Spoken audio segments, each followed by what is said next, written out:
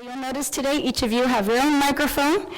There is a button at the bottom. When it is red, you have a hot live mic, and you'll see the light on right here as well. So please make sure, unless you're talking, that your microphone is off.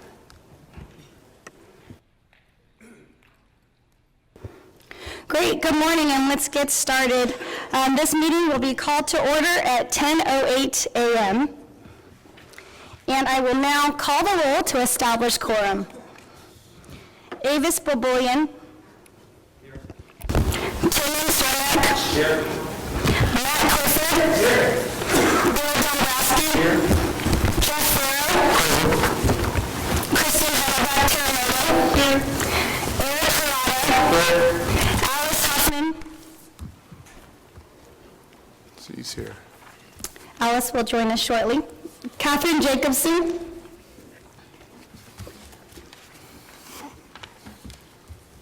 Arnold Leff. Here. Kristen Lynch. Here. Kristen Nevedal. Here. Joe Nikita. Here. Lavon Peck. Here. Matt Ron. Here. Keith Stevenson. Here. James Sweeney. Here. Tamar Todd. Here. Helena Williams. Here. David Woolsey. Here. Ben Wu. Here. Beverly Yu. Here. Great. Wonderful. Alice Huffman is here. And Miss Catherine Jacobson. Here. Thank you. We have a quorum. Now we'll go around, and members, we will take a moment. You are welcome to introduce yourselves. Feel free to provide a little bit of background and your expertise that you're bringing to this committee. We will start to my left with Ms. Yu. Good morning, everyone. My name is Beverly Yu. I am a policy analyst for UDW, AFSCME Local 3930. UDW represents over 100,000 in-home support services providers in 21 counties throughout California. Our providers work to take care of California's low-income seniors and people with disabilities. I work on developing and implementing policies for home care providers, family child care providers, their clients, and their communities. I am committed to ensuring that cannabis is safe for the public and making sure that there are actual economic improvements made to communities that have really been devastated by high incarceration rates, and I want to make sure that cannabis businesses can thrive in this industry. Thank you. Hi, my name is Ben Wu. I'm a consultant to Kush Bottles. Kush Bottles is a packaging and branding services company working with cannabis producers, processors, retailers throughout the U.S. We're headquartered in Southern California, but have a facility in Denver as well as near Seattle. And we're very familiar with working with the various state regulatory bodies advising on policy and finding a sensible balance between protecting the public and meeting the interests of all the stakeholders. So happy to be here. Good morning. I'm David Woolsey. I'm a sergeant with the San Jose Police Department. I regulate 16 cannabis businesses in the city of San Jose, and I've been involved in our cannabis program since 2013, involved in crafting and implementing our program in San Jose. Good morning. My name is Helena Williams. I am a captain with the California Highway Patrol, and I am the commander of the impaired driving section, as well as the statewide coordinator for the drug evaluation and classification program, and primarily concerned as a law enforcement partner for public safety, impaired driving, and the outreach to our communities. Hi, my name is Tamar Todd. I'm the legal director for a nonprofit organization called the Drug Policy Alliance that works on drug policy reform throughout the country, including the marijuana legalization. I primarily work on drafting ballot initiatives and legislation and was one of the drafters of Prop 64. The role we are looking at now is to ensure that it's faithfully implemented, that the implementation achieves the promises of the campaign in terms of public health and specifically the reduction of criminalization of people within the state of California. And I'm very interested in working hard on the issues of creating equity within the industry and also ensuring that the new system that we establish in California works to ameliorate the harms that were caused under the previous system and undo and remedy some of the harms of our prior marijuana policies. Yes, my name is James Sweeney. I'm a regional vice president of BAPAC, the Black American Political Association of California. I have a number of concerns, including equity and inclusion, ensuring that communities that have been distressed have an opportunity to be at the table and participate in the business. I am interested in the licensing process, and I'm also interested in the equity process. And so that's about it if we're going to make this real thumbnail. Top of the day, my name's Keith Stevenson.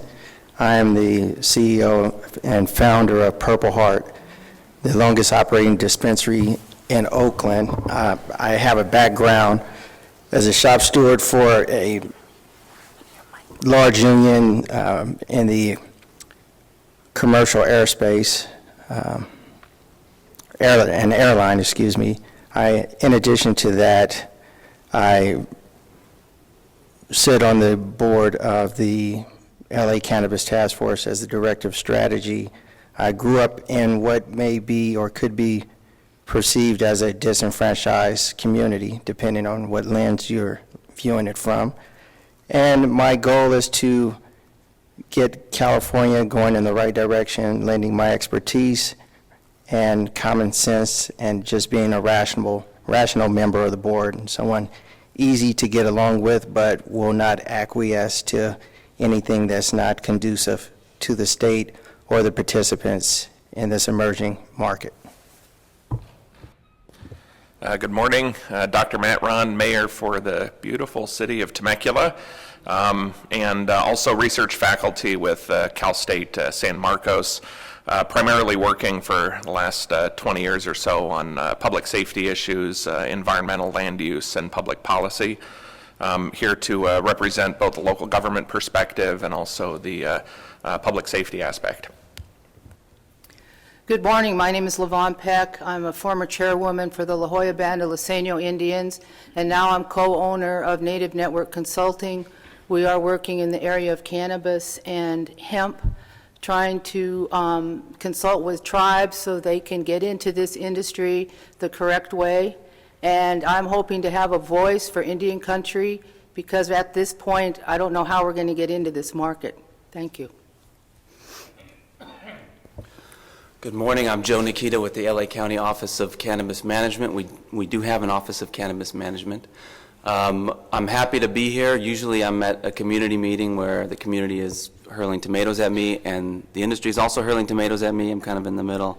So I'm happy that we can just sit down and discuss some of the important issues to guide regulations here in the state of California. I'm a land use attorney by trade. For many years, I represented our county planning commission. I wasn't directly involved in, regulating cannabis businesses at all until I switched over to this job. So it's been about 14 months. I'm a relative newbie. I'm very glad to learn from all of the expertise at this table and all of the expertise in this room. But one thing I have learned, and I want to emphasize, is that there is much more to regulating cannabis than just regulating the cannabis industry. There's also health concerns. There are community compatibility concerns, and when I say community is hurling tomatoes at me, I mean they're very concerned about what this means for them on a street level, primarily on the retail side. So I'm focused on that. I'm working with 13 other departments, from our sheriff to our DA to our public health department, our ag commissioner, our treasurer, tax collector, and others. This touches a lot of areas. So I'm excited to get this going and look forward to, again, learning from all of you.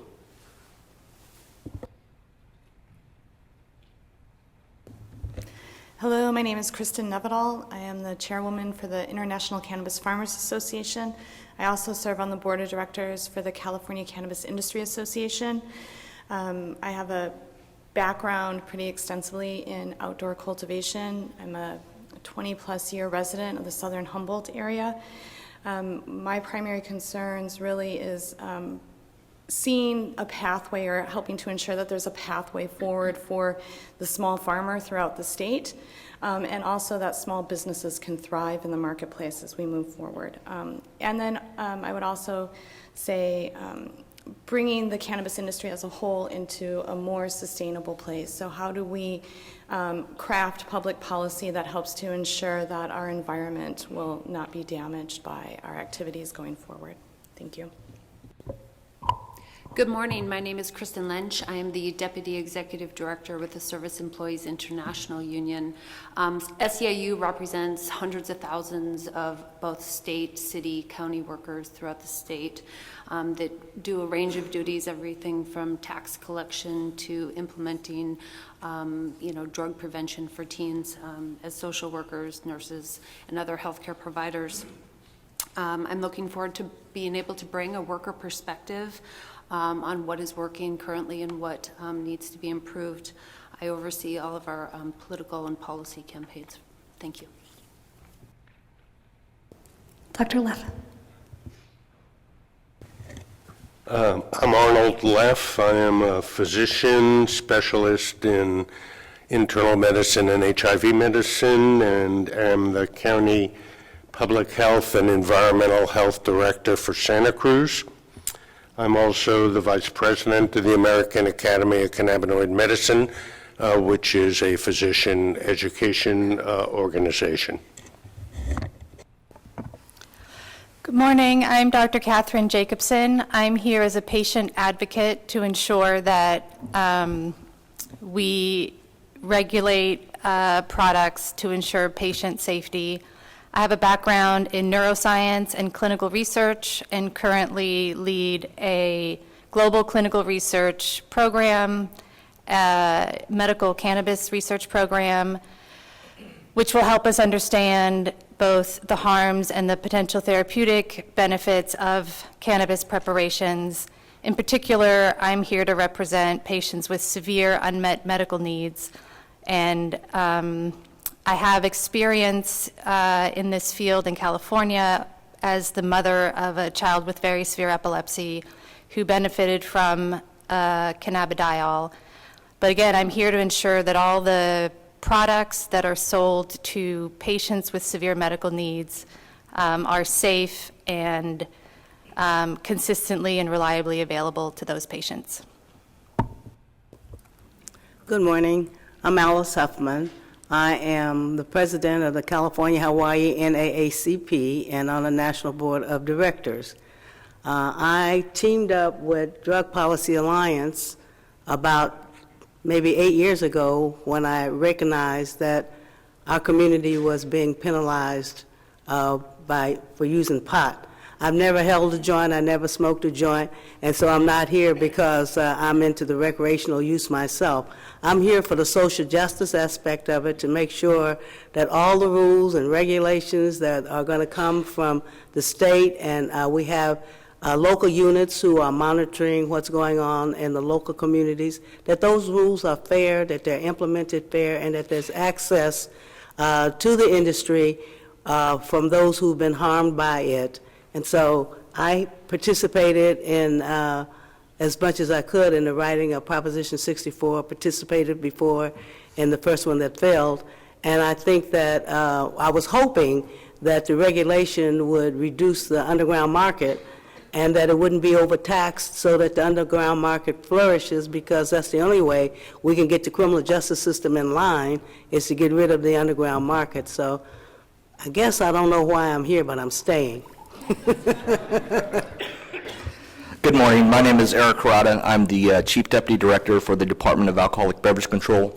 The department is responsible for licensing and regulating the alcoholic beverage industry, which consists of approximately 91,000 licenses throughout the state. I have 24 years of state service and I hoping that my experience in licensing and regulation could help contribute to the Cannabis Advisory Committee.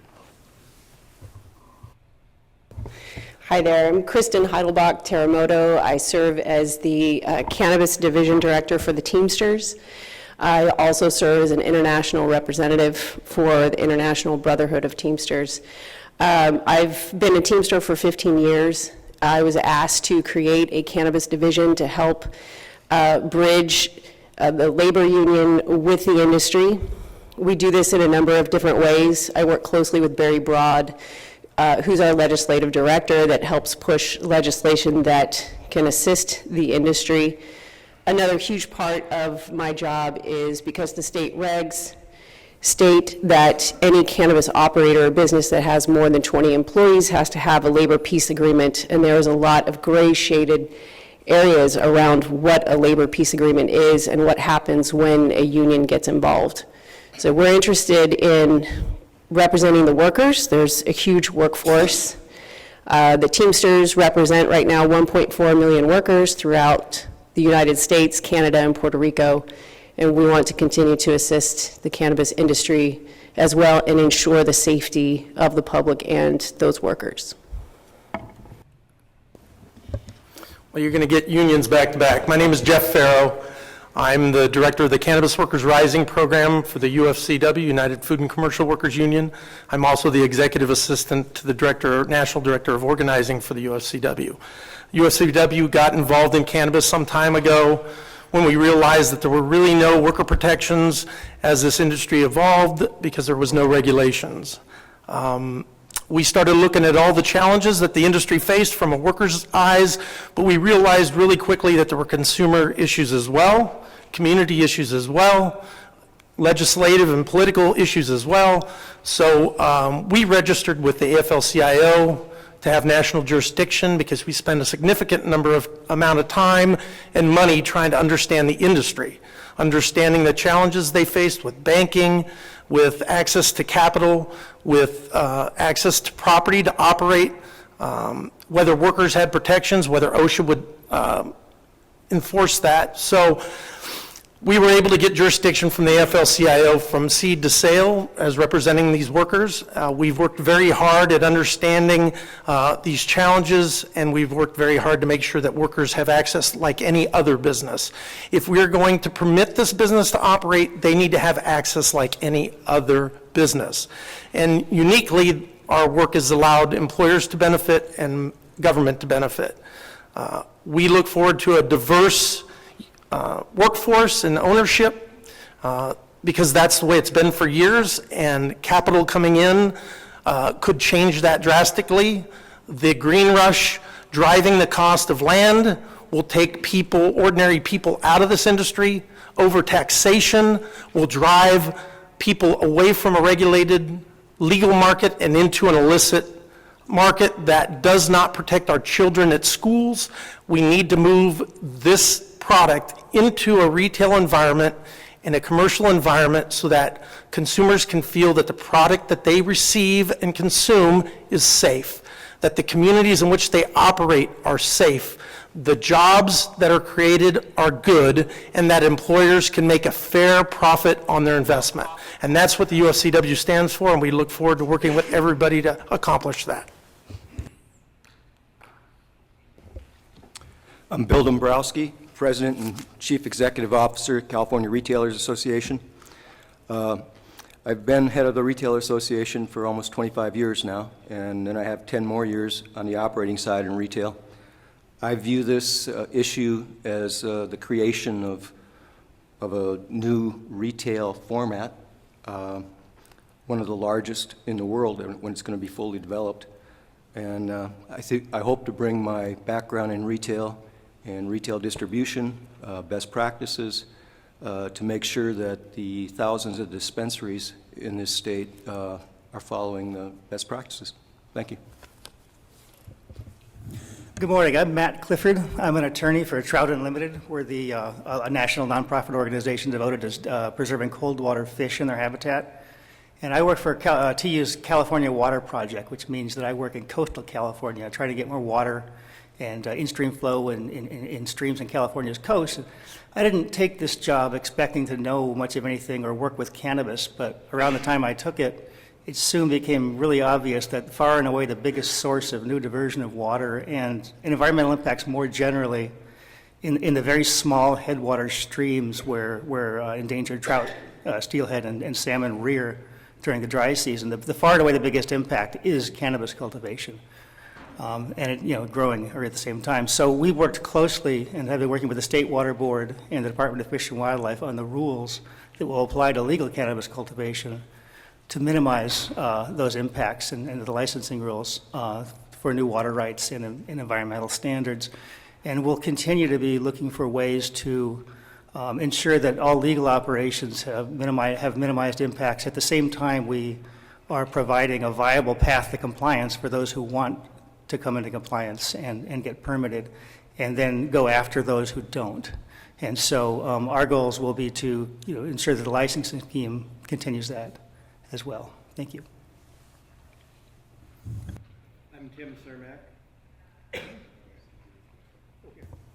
I'm Tim Cermak, an addiction psychiatrist, largely retired from a private practice. I am a member of the California Society of Addiction Medicine, a society that represents 400 physicians in California who practice addiction medicine. While I was the president of CSAM in 2011, I co-authored our Youth First report, which called for regulation of marijuana and devotion of as much of the revenue as possible to the treatment of youth who have been affected by substance abuse. I served as the co-chair of the Youth Education Prevention and Treatment Work Group for the Blue Ribbon Commission on Marijuana Reform that was convened by the ACLU and our Lieutenant Governor Newsom. And I wrote most of the youth-related report in the final report there. My focus is on the protections that are in the regulation for youth and for being able to be sure that as much of the money that is potentially available for youth education, prevention, early intervention, and treatment is put into that youth account and used appropriately. I view that as not only a protection for public health and youth, but also a protection for the industry, because if we do not take care of the general health of our citizens, and particularly youth, it is the primary or one of the primary issues that could reverse the support of our population for the industry. My name is Avis Bulbulian. I am the president of the LA Cannabis Task Force, also the CEO of SIVA Enterprises. I got my start in this industry on the cultivation side, branched off into dispensing, branched off into manufacturing. Did consulting and as of 2012 started in state licensing from Massachusetts and across the country in almost every single state that had a program from the local applicant level to the state education level. In California, more recently, we're working with the California Insurance Commissioner on helping to educate the admitted carriers on what it means to service the cannabis industry. We work with local municipalities, helping them understand what it means to be in the business of cannabis, what it means to host a cannabis industry in their community. It really all comes down to education. My interest in this, having seen the development in every other state, is just good public policy, the framework for an all-inclusive, robust industry that's not overtaxed, that's not overly regulated, but there's an opportunity for it to thrive. Thank you. Thank you so much, members. It is clear that you all bring a really diverse array of experience and expertise, and we definitely look forward to working with you this year. To my left, I'd also like to introduce Secretary Podesta. Alexis Podesta is the Secretary of the Business, Consumer Services, and Housing Agency. And to my left, Lori Ajax, Chief of the Bureau of Cannabis Control. My name is Melanie Ramel. I'm the Deputy Chief of the Bureau of Cannabis Control. And to my right is Tamara Colson, Assistant Chief Counsel at the Bureau and counsel to this committee. Before we get started, just a few more housekeeping items. The members' biographies are on the Bureau website online if you'd like to read more about their experiences and expertise. For our public members, there is water in the back, a few water stations for you. I'd like to remind everyone that this meeting in its entirety is being live webcast. And to my left, we have a court reporter taking minutes today. And now this agenda item is open for any public comment in response to the members' introductions. Great, seeing none, we'll move on to agenda item 2, a welcome from Secretary Podesta and Chief Ajax. Secretary? Thanks, Melanie. Good morning, everyone. It's great to see you all again on yet another soon-to-be rainy day here in Sacramento. Our last meeting was also wet. I know we have a full agenda, so I'm not going to take too much time, but I first want to start off acknowledging all of the incredible hard work that has gone into getting us here today. Lori and her team at the Bureau of Cannabis Control, the California Department of Food and Ag, and the California Department of Public Health have all worked literally day in and day out while everyone else was enjoying Christmas and New Year's. They were working to get us through the start of the year where we can confidently say folks are licensed in the state of California, which is huge, very remarkable. So thank you for all of that very hard work. I'd love to, little round of applause. We had a lot of naysayers along the way.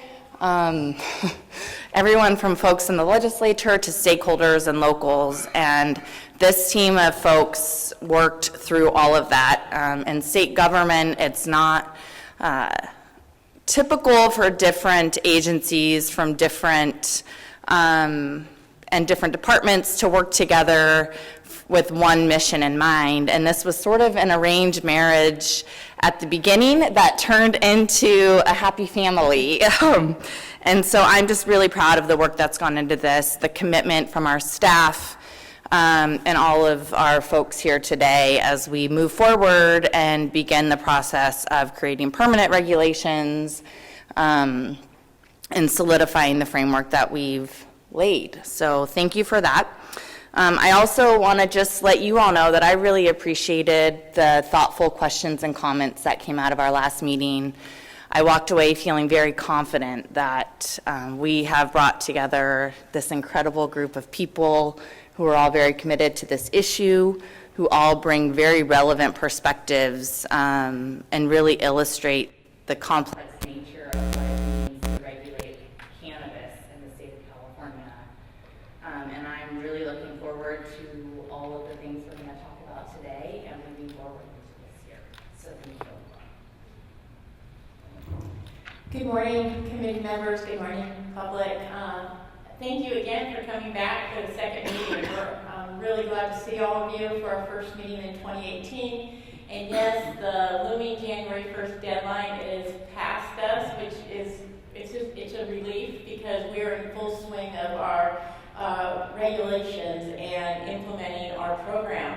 But as all of you know, the work doesn't stop because January 1st has arrived and we started issuing licenses. There is a lot of work ahead of us for 2018.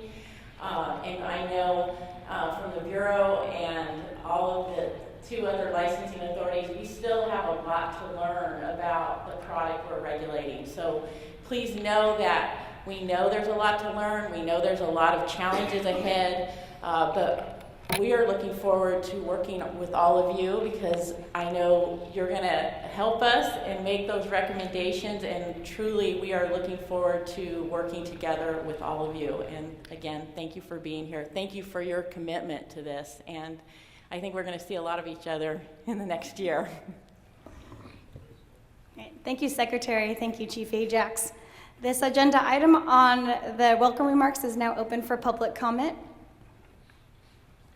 Great, seeing none, we will move on to agenda item number 3, and that is the review and approval of the November 16th Cannabis Advisory Committee meeting minutes. Members, the meeting minutes are in your packet and available for the public on the meeting materials table outside. Before we get started, I'll just go over the process for discussion, motion, and approval of items on the agenda, since there are a few items for approval by the committee today. You can follow along with me. This is in your draft handbook on page 7. But whenever there is an agenda item before the committee, we will open it up to the committee for discussion. Once discussion has ceased, any committee member can make a motion to adopt, modify, or reject the discussed item. Once that motion is made to the committee, second committee member seconds that motion. And then if there's additional comment from the committee members, we'll hear that at that time and then open it up for public comment. That's when you will hear from members of the public on your motion. Once that is completed, I will repeat the motion and then we'll go to a roll call vote. Okay. There are no questions on that. We'll move again to the review and approval of the meeting minutes, and the floor is now open for discussion by the members. Yes, I would like to make a motion that the minutes as presented be approved. I'll second that motion. All right. Thank you. Any discussion by committee members or the public? Sir, please feel free to make your way to the table for public comment. Yes, in, let's see, it's section 10 about CEQA. Third line down, I think the word's supposed to be environment rather than event, but I could be wrong. That there will have no or less than significant impact on the event, it says here, and I think it's supposed to say the environment. Thank you. Thank you.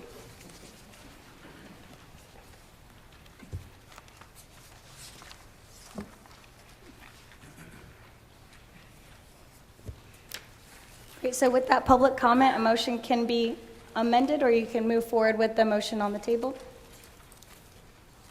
I will accept that as a friendly amendment, and therefore we're open. I'll acknowledge that as well and accept it on my second. Great, thank you. Any additional comment or public comment?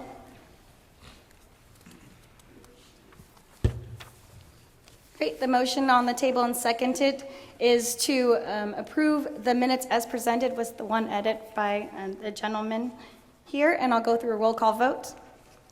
Avis Bobulian. Aye. Dr. Cermak. Aye. Aye. Mr. Clifford. Mr. Dombrowski. Aye. Mr. Farrow. Aye. Ms. Heidelbach Teramoto. Aye. Mr. Hirata. Aye. Ms. Huff. Aye. Ms. Jacobson. Aye. Dr. Leff. Aye. Ms. Lynch. Aye. Ms. Nevedal. Aye. Mr. Nikita. Aye. Ms. Peck. Aye. Dr. Ron.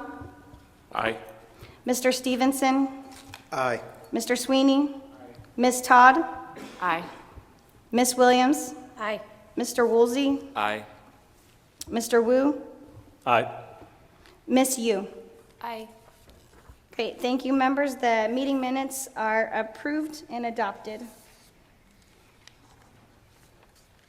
Great, we'll move on to agenda item number 4, and that's discussion and possible action to approve, modify, or reject the Cannabis Advisory Committee handbook.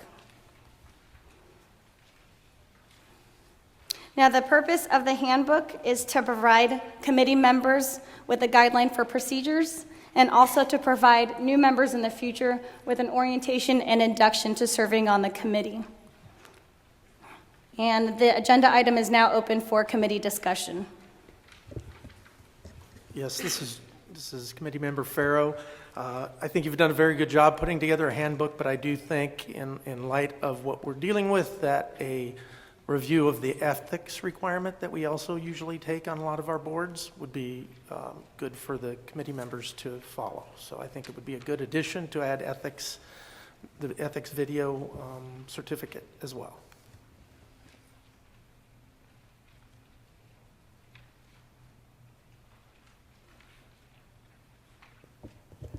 Dr. Cermak? Tim Cermak here.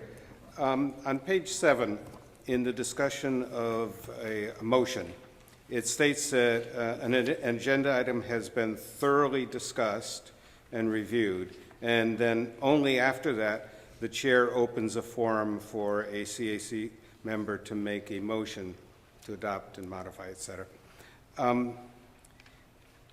Is there any process for if members feel that thorough discussion has not occurred before the chair permits a motion?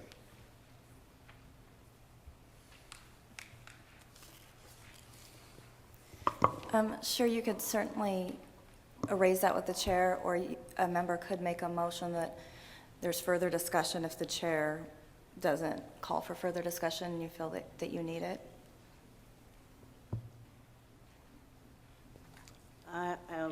Madam, I have a question. In most large bodies like this, when an item is open, a motion is made so that you just don't have random conversation without action.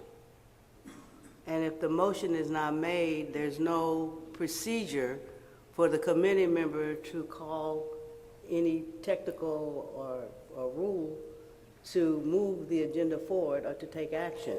And so I'm wondering about thoroughly discussed before a motion, when in most bodies we make a motion, you can always amend a motion or, vote a motion up or down, but you at least you're getting action along the way instead of just the hour's discussion with no action. So I'm wondering about this thoroughly discussed procedure. Sure, that's really up to the committee. Different boards, bureaus, and committees do things differently. Some of them have discussion first before the motion because they haven't had a chance to have any discussions because of the Bagley-Keene rules. There are others where an item is opened and somebody immediately makes a motion. So I think that's one of the decisions the committee can talk about here today when you're looking at your handbook that's proposed and what you do and don't want to do for your process. Dr. Leff, I'm okay with it as stated. I think it's fine to have the discussion ahead of time before a motion, as long as it's clear what the agenda item is. Yes, I agree with that. The bottom line is, for example, if you've read the minutes and they're thorough and you feel that they're comprehensive enough, some things don't need to be discussed too much because there's other things that need to be expedited. So I think it works both ways. Madam? Yes, Ms. Huffman. I'm not hung up on this item. I just like to move forward with business. And so I have seen groups where the discussion go on so long you forget what the action should be. But I'll go along with, if this is your preference for doing a meeting and the advisory committee likes it that way, I'll suffer through and wait for action. Dr. Leff, again, I'll make a motion if discussion is over to approve the Cannabis Advisory Committee Handbook. Are you moving the approval with the ethics piece added? Or are you moving approval as is? Yeah, I would ask that you add that. Yeah, I will add that. Move approval with the ethics recommendation. Can I, are we waiting for a second before? I wanted to add to the discussion before the motion was made. I certainly second. Just a clarification, the ethics piece, that's an additional training, is that what that is? Okay. Okay. And then in terms of the process for making a motion, it seems to me that that could be something we insert a line into the handbook that this is the basic process unless otherwise directed by the chair. It seems that sometime we might want to take public comment first before making the motion, just to get a sense of what all the issues are. But that should be something, I think, on a case-by-case basis. So I would, that would be my recommendation, and that, of course, we'd have to vote on this motion before that could be considered, I think, right? No. Dr. Leff can repeat the motion. Okay. I beg your pardon? You can repeat the motion, Dr. Leff, with the added requirement of the ethics training and then adding language to the motion procedure that unless directed, otherwise directed by the chair. I will approve. I move to approve the Cannabis Advisory Committee handbook with the addition of ethics training mentioned in the discussion, and at the advice of the chair, a motion can be made first before discussion, or vice versa, as indicated in the handbook. I need to clarify on page 8 quickly before we move on. The second paragraph, contact with applicants and licensees. CAC members shall not intervene on behalf of a candidate or an applicant for licensure for any reason. And I just want to seek, I know a lot of us on this board work very closely with the industry, and there are times when we are called upon to advocate on behalf of those operating. And so is this intervening with the Bureau specifically, or is this through City Council, Board of Supervisors, law enforcement?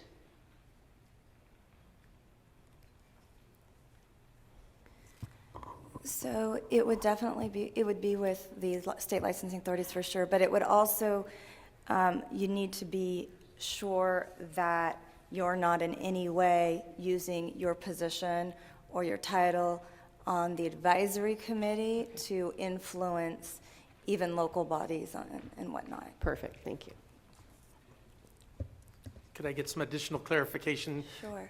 Because I believe we're in the same position. So Right. if we currently represent a group of workers and their employers seeking to go and expand their licensure into another city or another municipality, and we go there on behalf of our role as the UFCW or the Teamsters, and not as a sitting member of this committee, that would not be precluded, as long as we were very clear.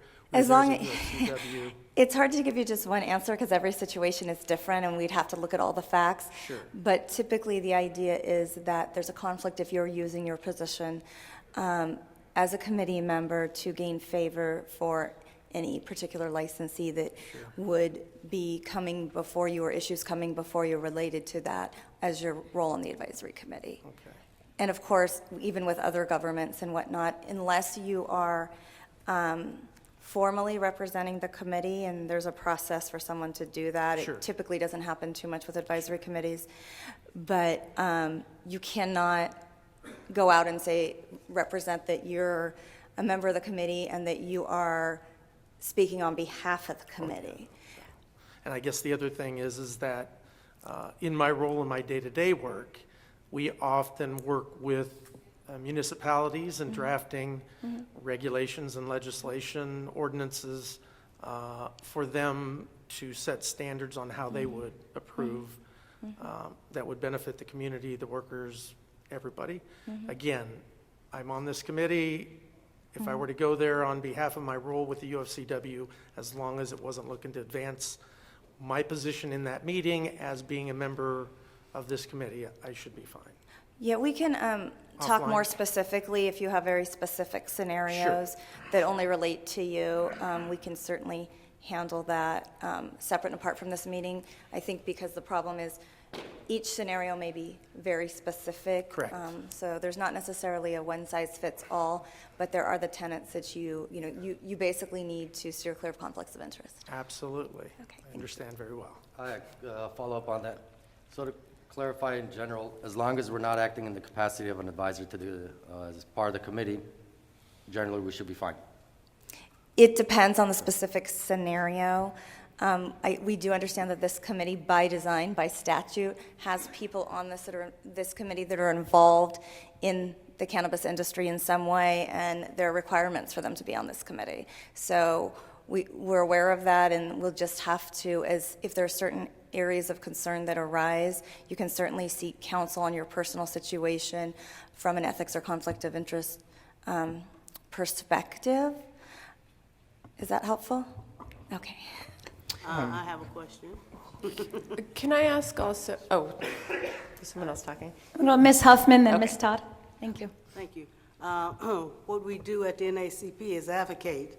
I anticipate that every time somebody is rejected that they think they should not have been rejected, they know I'm on this advisory group and they know I'm the NACP, I'm going to be contacted. Mm-hmm. And I know that appeals committee has not been appointed, at least I haven't heard that it's been appointed. And so does this preclude me from inquiring on my whole approach to this is equity and fairness and engagement. So would this preclude me from calling you and asking, what did you do, or how did it work, or was this person treated fairly, or whatever? Because that's what we do in the NACP. Yeah, it could depend on the circumstances.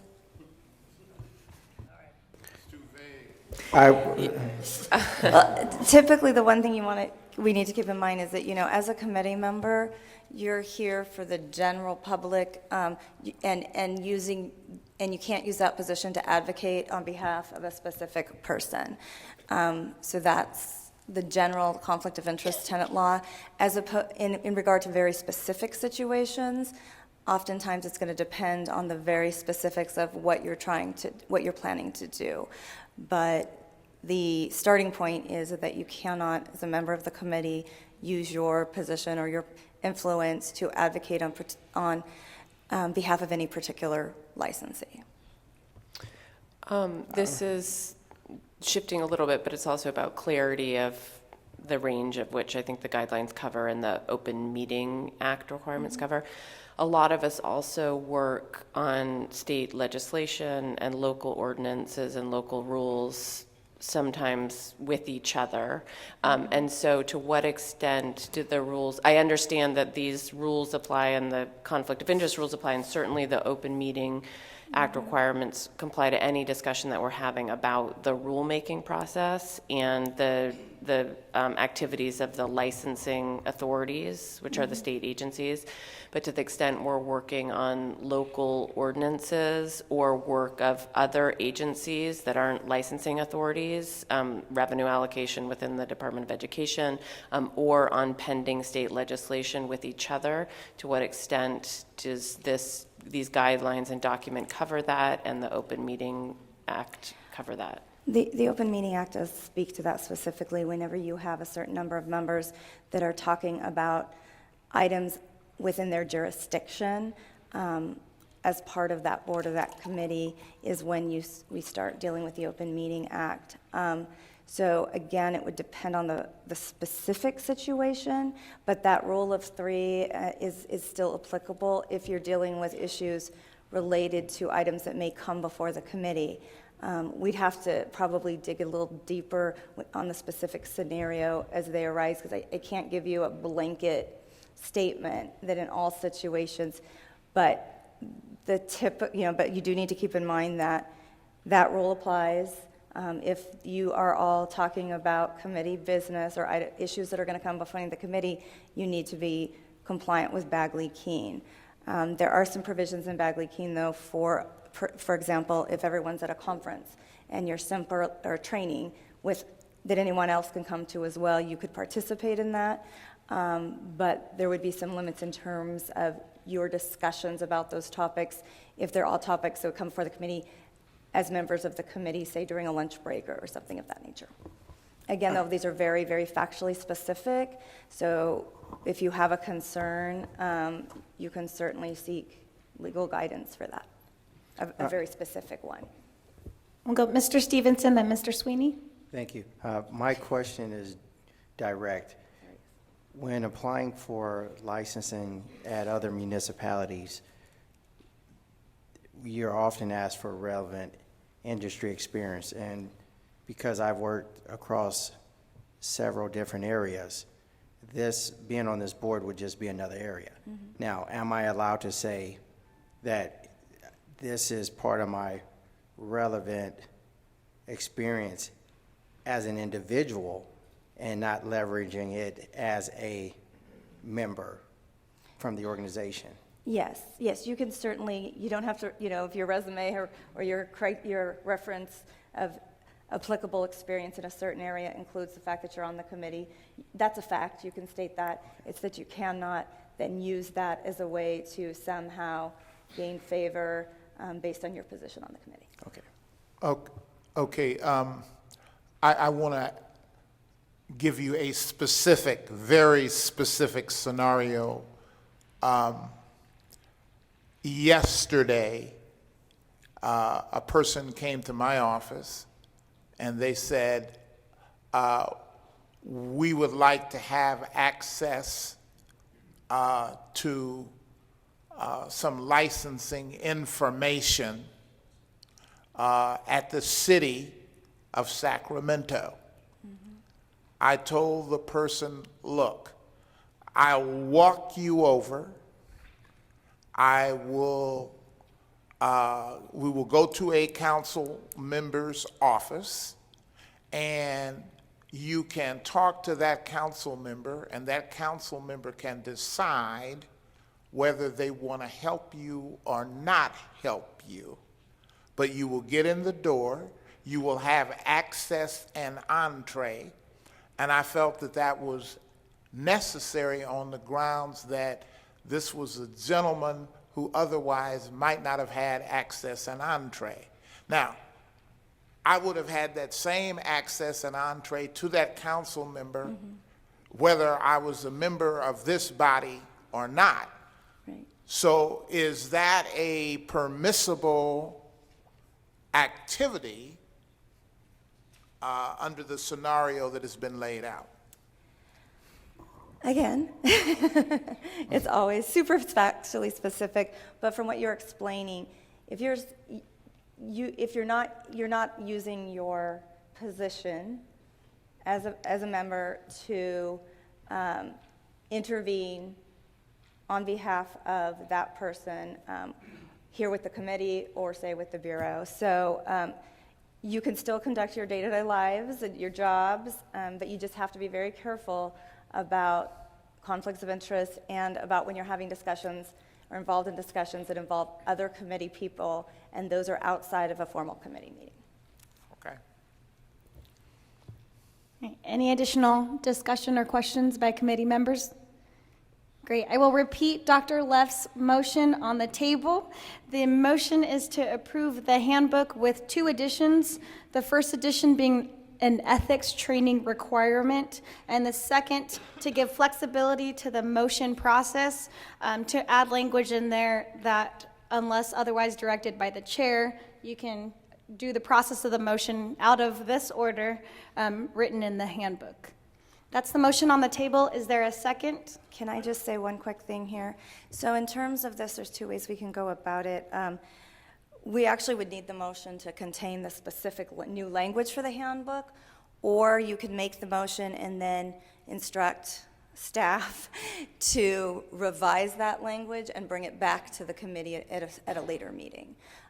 So I believe, Mr. Leff, it's your motion, so I think we would need you to determine in your motion if you are adding this piece about how a motion works. That's a lot of motions in one sentence.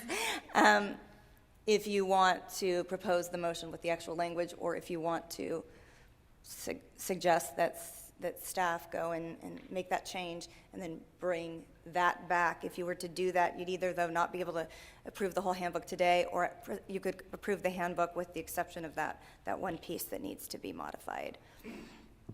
Hi, Dr. Leff again. So the motion as it was just read, is that acceptable? Or do we need to to do this? If that's the specific language you want in the handbook, then yes. If Okay, it's- the motion stands as Okay. it was read. Is there a second? Second, Alice Huffman. Second. Thank you, Ms. Huffman. Seconded. Now, if there's no additional committee discussion, we will open. Dr. Cermak? The primary concern I have for that is it does, by allowing things to be changed in order, it does open the possibility that the chair could begin by entertaining a motion, someone could call for the question, and we would be required to vote on it without any discussion. And I would oppose that.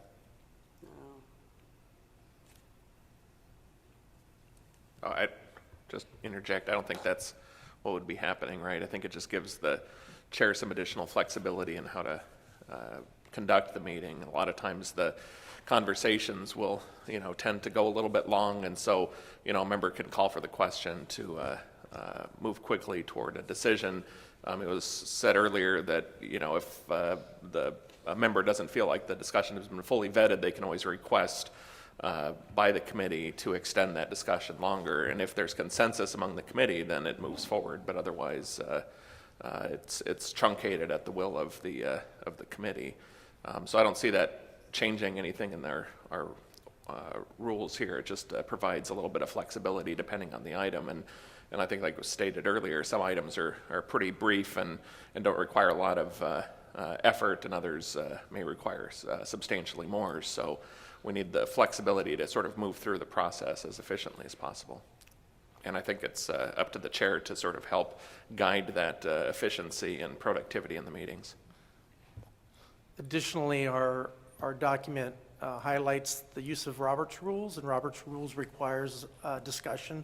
It doesn't matter whether you do the motion and second and then open it up, or whether you open up the discussion by all parties first and then take the motion. So I think we're appropriate as long as we're following Robert's Rules, regardless of whether it's, a motion is taken first or if it's after discussion. Thank you, members. Seeing no additional comment from committee members, this agenda and motion is now open for any public comment. Seeing none, we will go to a roll call vote on the motion. Avis Bobulian. Aye. Dr. Cermak. Aye. Mr. Aye. Mr. Dombrowski. Aye. Mr. Farrow. Ms. Heidelbach Teramoto. Mr. Harada. Aye. Ms. Huffman. Aye. Ms. Jacobson. Aye. Dr. Leff. Aye. Ms. Lynch. Aye. Ms. Nevedal. Mr. Nikita. Aye. Ms. Peck. Aye. Dr. Ron. Aye. Mr. Stevenson. Mr. Sweeney. Aye. Aye. Ms. Williams. Mr. Woolsey. Aye. Mr. Wu. Aye. Miss Yu. Aye. Sorry, the motion passes. Thank you, members.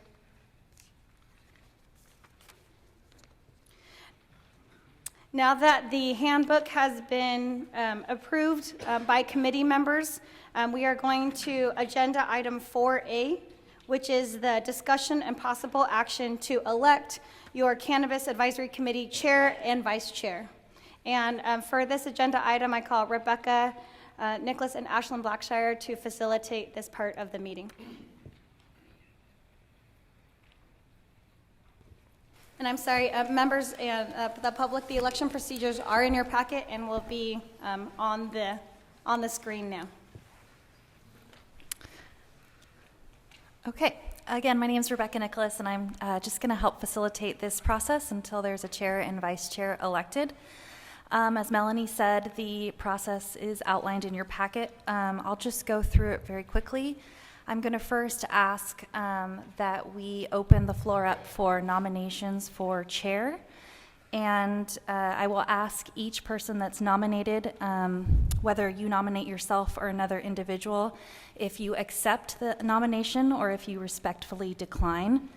I'll give each nominee who accepts the nomination 1 minute to speak about themselves and their desire to be chair of this committee, and then we'll go for an open roll call. Okay, so with that, I'm going to go ahead and open up the floor for nominations. please feel free to nominate yourself or one of your committee members. Do we have any nominations?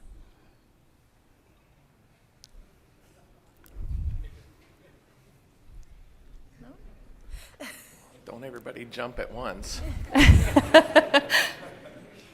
I'd nominate myself as chair. I've had experience doing meetings in a public setting before as mayor. So again, I see this mostly about efficiency and in conducting a meeting and not anything more than that. So the bureaucratic, boring part of meetings, I'm happy to serve as chair. Wonderful. And the nominees are going to be projected on the screen for everyone. Are there any other nominees for chair? Yeah, I'd like to nominate Tamara. Todd. You don't need a second. She just has to accept, right? Oh, okay. Thank you. Tamara? Todd? Oh, sorry. Tamar. Thank you, Alice. Any other nominations? And Ms. Todd, do you accept?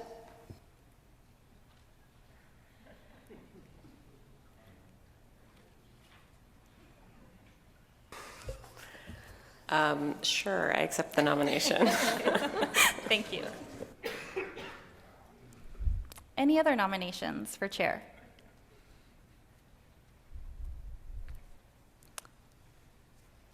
Okay, if it's the will of the committee, I'll close the nomination process and I'll have Melanie do the roll call. Great, and thank you. And through the roll call vote, please say the last name of your nominee for chair. Ms. Todd, would you like additional time to speak?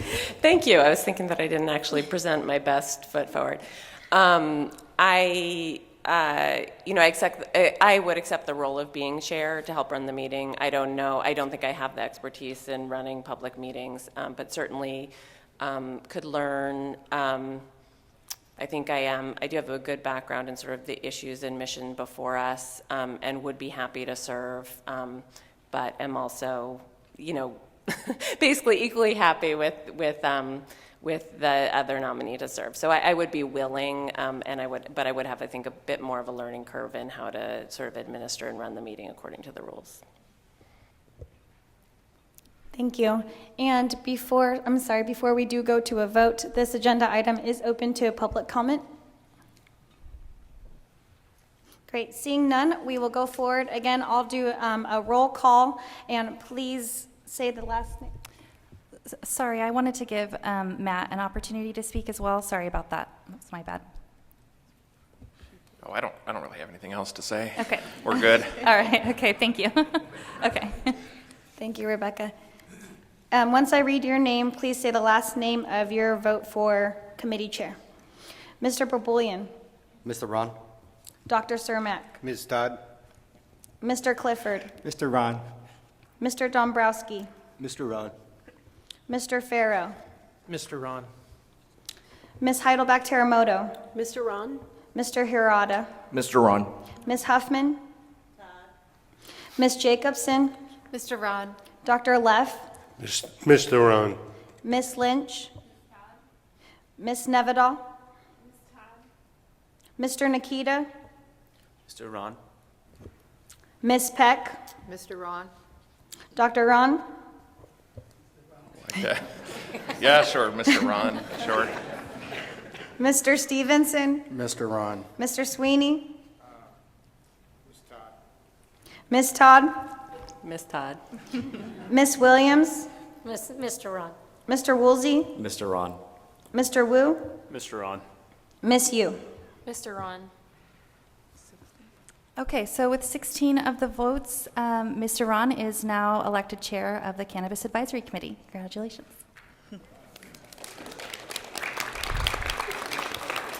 Okay, so... So now, is there a vice chair? Yes, I'm now going to open up the nominations for vice chair. Okay, I would like to nominate Ms. Todd. Ms. Todd, do you accept? Well, after that stinging defeat, I will once again accept the nomination for vice chair. Just go at it again. Are there any other nominations for vice chair? And remember, you can also nominate yourself.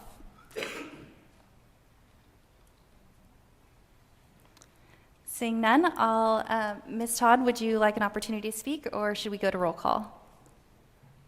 Let's just go to roll call. Okay, thank you. Great. And before we go to the vote, any public comment on this item? Great, thank you. Mr. Bobulian? What are my options? Ms. Todd? Dr. Cermak? Ms. Todd? Mr. Clifford? Ms. Todd. Mr. Dombrowski? Mr. Farrow? Ms. Todd. Ms. Heidelbach Teramoto? Ms. Todd. Mr. Harada? Ms. Todd. Ms. Huffman? Ms. Jacobson? Ms. Todd. Dr. Leff? Ms. Todd. Ms. Lynch? Ms. Nevedal? Mr. Nikita? Ms. Peck? Dr. Ron? Ms. Todd? Mr. Stevenson? Ms. Todd. Mr. Sweeney? Ms. Todd. Ms. Todd? Ms. Todd. Ms. Williams? Ms. Todd. Mr. Woolsey? Mr. Wu? Ms. Todd. Ms. Yu? Ms. Todd. Okay, thank you. Congratulations, Ms. Todd is now vice chair, and that concludes the election.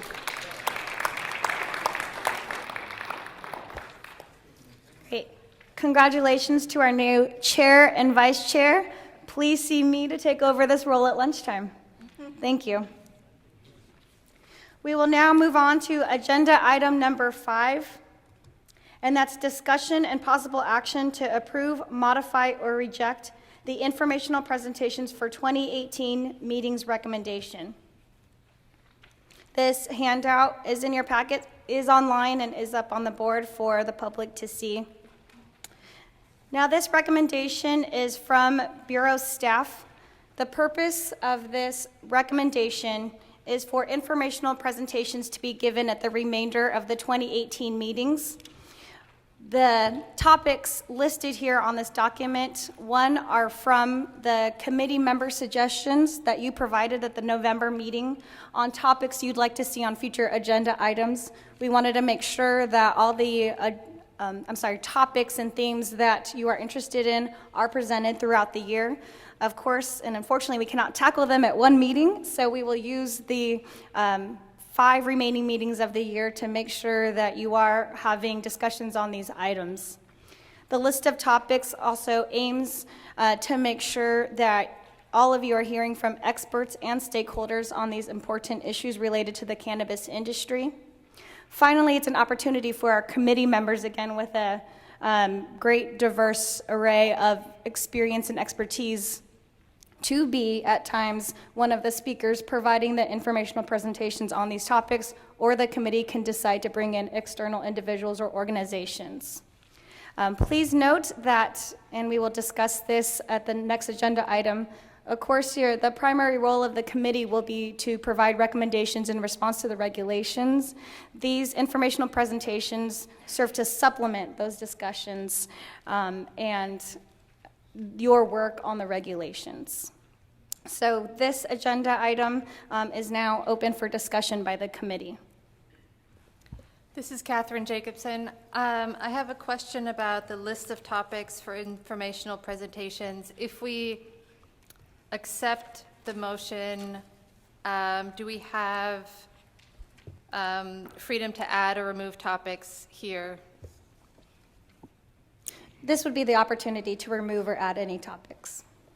I'd like to see the topic added of safe, how we define safe products and an education on cannabinoid and terpene content and how to evaluate that.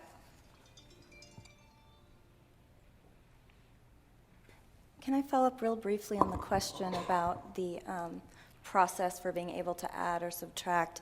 The committee could handle it a couple of different ways. You could vote on this and leave it at this and require it to come back to the committee if one of the, say, topics you can't find a speaker for or something like that. The other thing you could do as well is make a decision, but then provide either the chair or the staff the ability to make modifications if necessary for operational reasons, something to that effect. So you can kind of structure how much the committees wants to set in stone here and how much there's a little flexibility. The chair already has the ability to set agendas anyway, so that piece of it that could be done to help with this as well. If that's what you're concerned about, having it to come back to committee every single time if there's a change in this or something that we find out it's not feasible, say, to find a speaker or something like that. Dr. Leff, I think we should add at least one topic, and that's research activities. I believe that's in the legislation and should be added. I don't know whether should I make a motion to that effect, or? You can make a motion, yes. I would like to add research activities to the list of topics for informational. I'll second that motion. Any additional discussion by the committee members? I would actually like to see taxation fit into this somewhere. I'm not sure if it could be part of the banking or potentially the equity conversation and presentation, but I think taxation should be discussed further. Thank you. Question, does enforcement, would it cover compliance as well as, there's a lot of questions about compliance? And this list of topics is going to be driven by your chair and vice chair and by all of you. So when you look at these topics, you can decide specifically what you want to cover in each of these meetings and informational presentations. The only thing I'd say is we have a motion and a second, and any discussion I would think would be relevant currently on that particular motion and discussion, so we can clear it off our table. So before we go in, even though the issue of taxation is an important piece, and I would clearly support it if there was a motion made, we should probably close this one out, is what I would suggest. So Member Nikita, I just have, it's tangentially related to the motion on the table. It's just a question about expectations. So is there an expectation of how much we're going to set aside for each meeting for an informational presentation? I see a lot of topics on the list, and they're all good topics, including the motion on the table. But I'm concerned that we won't have enough time to get to all of them, because I think in another part of our agenda, we're talking about actually voting on recommendations as part of that meeting. So is there an expectation? Do you guys have one, or is this really just something for the chair to figure out as we move along? This is definitely a starting place for the committee and your committee leadership. So if there is thought that you want to whittle down the list so that you can get through all the items or prioritize your topics, it is on the committee's decision to do so. I appreciate that response. I certainly wouldn't want to whittle down any topics at this point. I feel like we're pretty early on, and so I would be supportive of the motion. But moving forward, I think we need a strategic approach to how we do this. Okay, and again, the motion on the table is to add research activities to the list, and it has been seconded. If there's no additional discussion by the committee, we will open this up to public comment before the vote. Please come to the table, sir. Tim Moreland from River Distributing. I agree with bringing up taxes, but also tax collection. As a distributor, we collect taxes. They're all cash. So maybe talking about safe ways to collect taxes. That's all I have.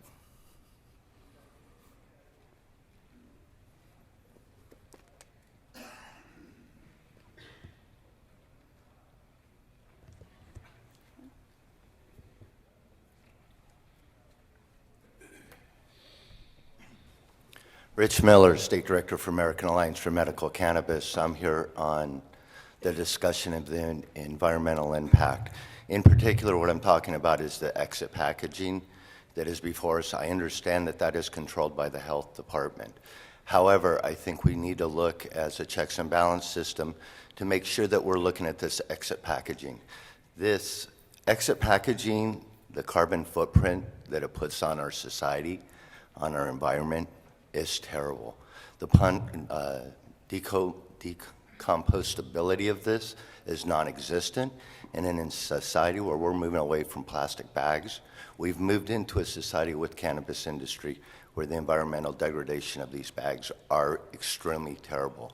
Thank I would you. ask that this body move forward and have a checks and balances with the health department. I do think we can come up with a much better exiting strategy for our packaging for both our patients and our adult users. Thank you. Thank you. I want to remind you all, though, that right now, the motion pending relates to adding research to the list. I believe there'll be an opportunity later on the greater document.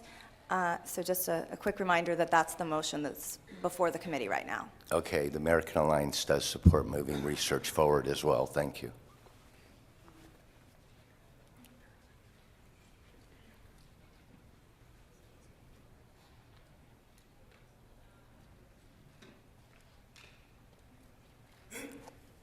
Hi there.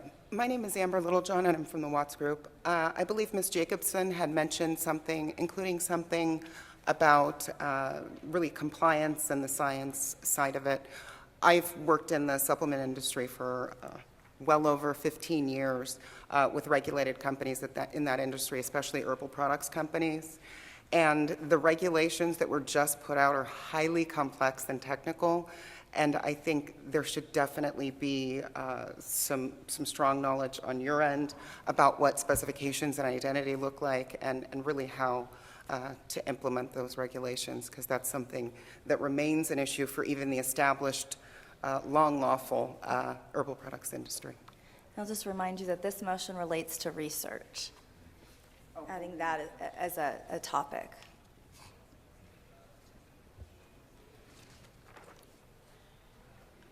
Great. Is there any additional comment from the committee or the public? Please come to the table, sir.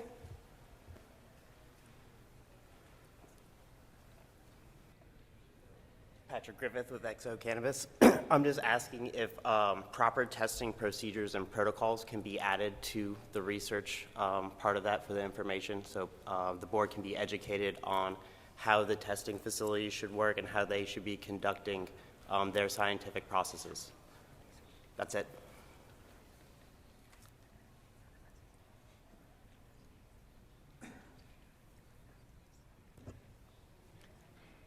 Okay, see no further public comment or discussion by the committee. I do want to ask Dr. Leff, I understand the motion on the table is to adopt the document with adding research activities as a topic. And I do want to ask, there was also a suggestion to add taxation. The motion just refers to adding research to the list of topics for informational presentation, does not refer to the entire document. Thank you. Is there a second to the motion? Yes, I maintain my motion to second. Great, thank you. We'll now do a roll call vote on the motion to add research activities as a topic on this list. Mr. Bobulian? Aye. Dr. Cermak? Aye. Mr. Clifford? Mr. Dombrowski? Aye. Mr. Farrow? Aye. Ms. Heidelbach-Terremoto? Aye. Mr. Harada? Aye. Ms. Huffman? Aye. Ms. Jacobson? Aye. Dr. Leff? Aye. Ms. Lynch? Ms. Nevedal? Mr. Nikita? Aye. Ms. Peck? Aye. Chair Ron? Aye. Mr. Stevenson? Aye. Mr. Sweeney? Aye. Vice Chair Todd? Aye. Ms. Williams? Aye. Mr. Woolsey? Aye. Mr. Wu? Aye. Ms. Yu? Aye. The motion passes. Committee members, still before you is the adoption of the document, now with the addition of research activities as a topic on the list. And is the entire motion closed, or the opportunity to discuss additional list of topics? Is it appropriate to potentially make another motion to suggest adding taxation? Yes, the motion prior has been closed with the vote, and you can now put another motion on the table. Okay. You can also, you can have discussion about this document, and then there could be also a motion that, say, adopts a document with 2 or 3 additional topics, depending on how the motion is made, or there could be motions topic by topic, kind of like what was done with the research. So either process would work based on the committee's preference and by the person who's making the motion. Okay. I would like to I'm sorry, Committee Member Nevedal, I would like to see taxation brought into this list of presentations. I know that other folks had additional items, and so I'm not opposed to folding additional items into a motion to add taxation to this list. Second. Thank you. Any additional discussion? Oh, well, I would make a friendly amendment so we don't have to do this on each one, because I do believe, since we are under the purview of the Department of Consumer Affairs, the issue brought up by Ms. Jacobson regarding product safety is important, so why don't we just bundle the two? Add both taxation and product safety to the list. And unless there's any other things, I think we can wrap up that way. So that would be my friendly amendment request. The seconder would accept that as well.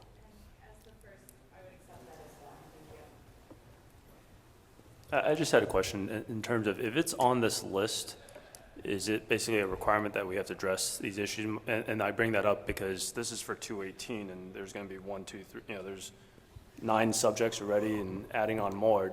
How much time do you expect to allocate to all these things while we're trying to take care of other administrative items? Right, so the committee could, again, take different approaches. You could adopt this in full and say, we want all of these, or you could adopt it and at the same time also with a provision that says that the chair can determine on the agenda which items will be on an agenda and for how long, and even allow that not all of the items have to get on in 2018. So you do have some flexibility that way if the committee wants to say, yes, this is what we're interested in, and we'll let the chair figure out the logistical pieces, or staff, you can do that too.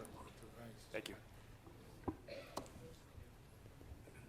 And then, Member Nevedal, a clarifying question. Is it appropriate for the chair to hear the motions to add additions and then potentially fold those together? So potentially, we have this public health / youth component, but product safety absolutely fits under public health. And so do we have an opportunity to make a motion to suggest that these are addressed as a piece of what's already here? You can make any motion that you think is appropriate on the topic. Just as part of the discussion, my concerns can be addressed under the research activities part that was already added. Okay. So thank you. With that said, I think that we could then revise the motion regarding taxation and have taxation be added as a singular topic, please. I'm down with that. And for clarification, Ms. Nevedal, is that to adopt the whole document with the prior motion of adding research activities and taxation? Please. Mr. Sweeney, do you second that clarification? Yes. Okay. Any additional discussion by committee members? I'm sorry, Nikita here. I do have a clarification for you. You said adopt the whole document, so that's it. So we're voting on the whole document. Are we going to talk about where these, is that the next step, talking about where, what meetings we're doing these presentations at? Or will the chair handle that later? The committee can do that now, or the committee can rely on the chair and vice chair to handle that. Okay. Well, I would just say that we're in Los Angeles next. This is so my territory. We have 89 local jurisdictions in Los Angeles County, not counting Ventura, Orange, San Bernardino, Riverside, neighboring counties that might be interested in going to that meeting. So if there is a topic, if there's ever a place to talk about local jurisdictions, I would offer it, that it be in LA County. Although I'm happy to wait and have the chair make that decision too. I just didn't want to let that pass us by. Ms. Nevedal, do you want to go forward with your motion? I would, but there's also a question on the floor. Dr. Cermak? We have a lot of work to do, and I'm trying to figure out whether or not the chair already has the discretion in making the agendas, or whether or not we're forcing the chair to be sure that all of these are done. I certainly, at this point, would put the business that we have ahead of us first, and would like the chair to have the discretion in making the agenda. So is that the case already, that the chair has that discretion? Yes, the chair does have the discretion to make the agendas. If there was, say, a motion saying that the committee wants something very specific on an agenda, then that would bind the chair to the extent that motion carries. And to change that, it'd have to come back to the committee for another vote. But in your handbook that was just approved, the chair does have the discretion to set the agendas, so they can do that.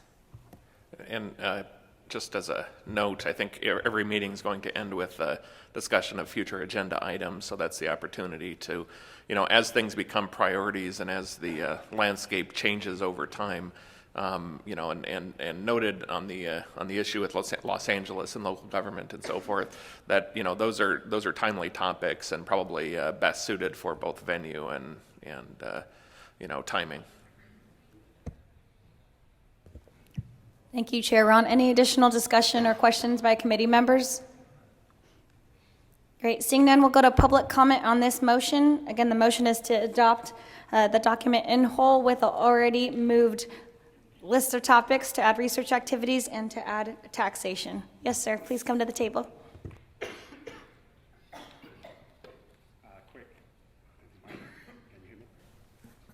I got a green light, okay.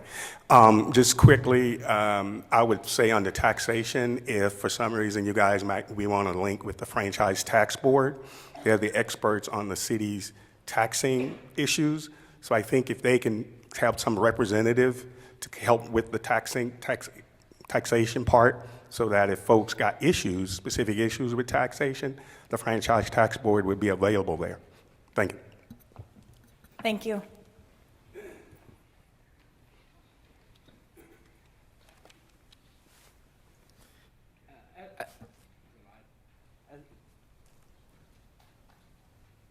As a practicing CPA, I just want to make sure that you know that taxation is very important. I have several clients in this space, and so I highly encourage you to vote in favor of this motion.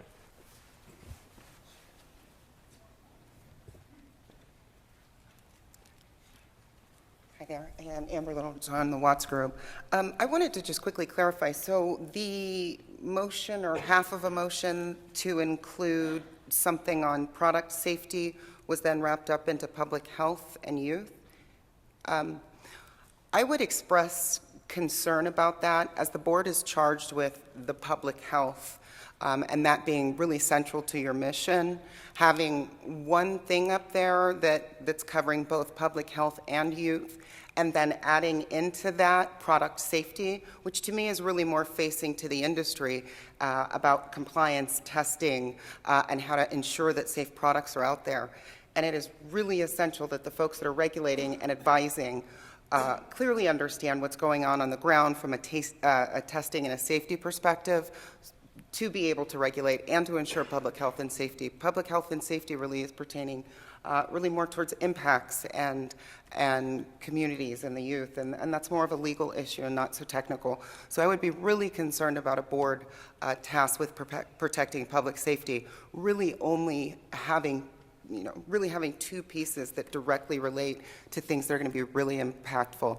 And again, having seen this play out in other aspects of the herbal products industry, I would really encourage you to gain that understanding as soon as possible. So thank you.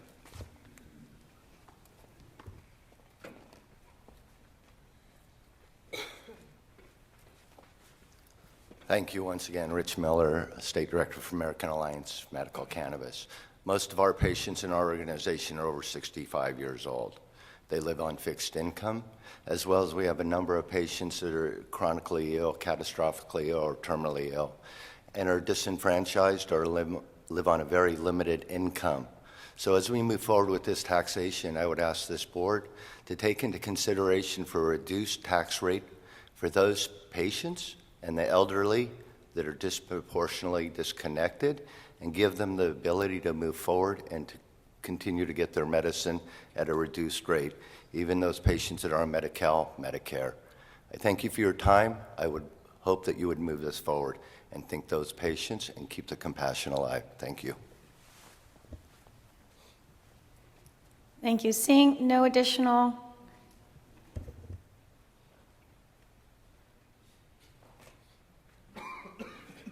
Good afternoon, Anthony Rhodes. I wanted to say it's really refreshing to see all the questions here that you guys are asking, to get all the different perspectives. The thing that's most important to myself and the community I live in, I reside in a city called Hesperia.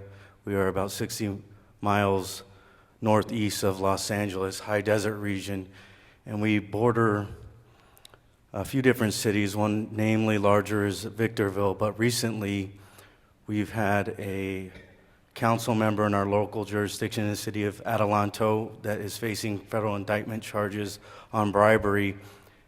And so local jurisdictions is very, very important to our area, because we're finding out that if you're looking at the charges, at least there's bribery on these types of these events, and for you guys to be asking questions on ethics and your approach to making sure you're not violating any type of Brown rules or that nature. I would really stress that there'd be some type of implementation schedule of ethics trainings for these individuals at a local level as well, because they're drawing the lines, they're using zoning to leverage against these businesses, and also unfortunately using it to propel themselves in a better light.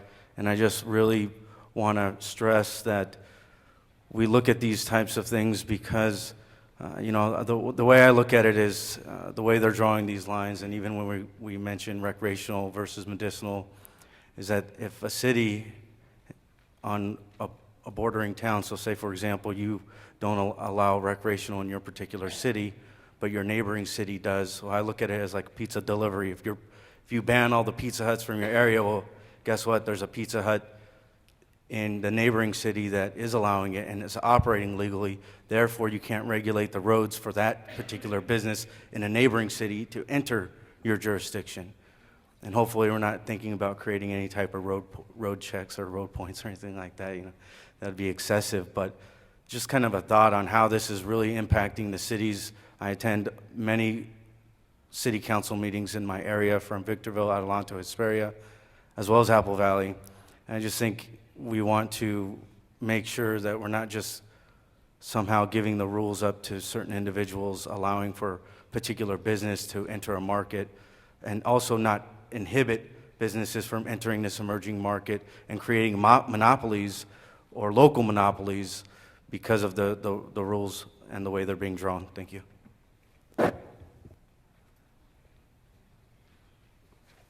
Tim Moreland, Riveter Distributing. Sorry, Melanie, I know we were wanting to wrap this up, but wholeheartedly support the motion. I think that CDTFA should be brought in as well.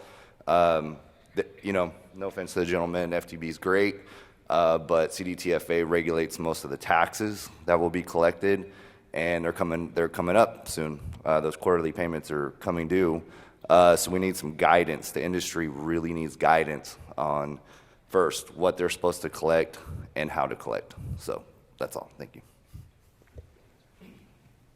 Thank you. Seeing no additional discussion by committee members or public comment, we will now go to a vote on the motion. I have one more clarification. Under research, which has already been added as a topic, that topic will cover consumer or product safety. So I just wanted to clarify for the public that we will be discussing product safety, and it's covered on the list of topics. And because, hello, it's me.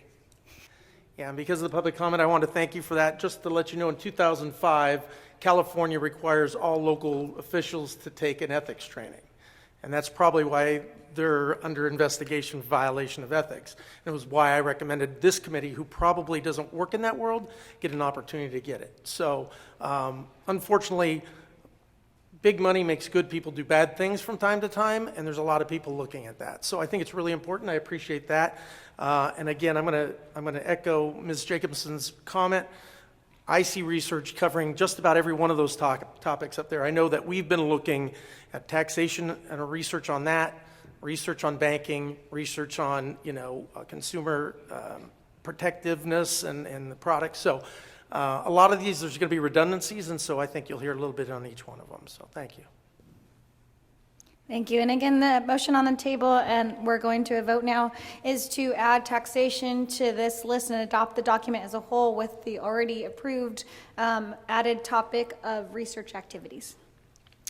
Mr. Baboulian. Aye. Dr. Cermak. Aye. Mr. Clifford. Aye. Aye. Mr. Farrow. Aye. Ms. Heidelbach-Teramoto. Aye. Mr. Harada. Aye. Ms. Huffman. Aye. Ms. Jacobson. Aye. Dr. Leff. Aye. Ms. Lynch. Ms. Nevedal. Mr. Nikita. Aye. Ms. Aye. Chair Ron.